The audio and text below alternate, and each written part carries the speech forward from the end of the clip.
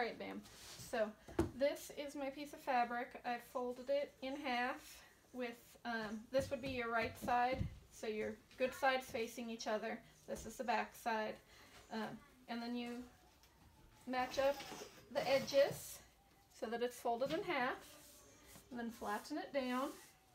And then you're going to fold it over again, but going this direction, so that you've got 4 layers total. And for this one that I'm working on, which is the extra large, it works good at a double layer that is 12 inches long. So I'll just fold it till it's 12 inches long, or approximately.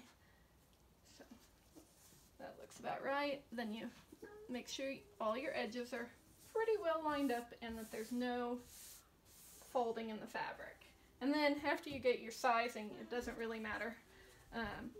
And then this will just get you the most amount per piece. See, so that's still a little too big. I didn't quite make it at 12. Yeah, that's at 13. So, Felix, come on. What's wrong? There's something in your shoe? No, someone's helping my show. Yeah?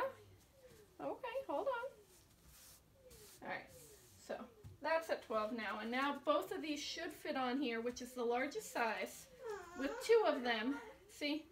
So you can fit 2 of them across, and then you have the least amount of waste. And now we're going to cut out 2 pieces at a time. Well, 2 sets at a time. So it's 4 pieces of fabric. So you'll just cut this way first.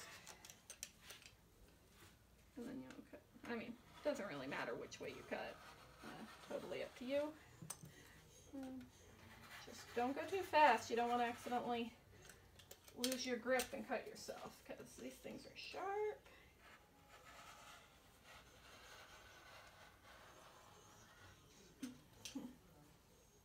Make sure it's disconnected all the way before you move it, because then it's a pain in the butt, especially with solid black fabric.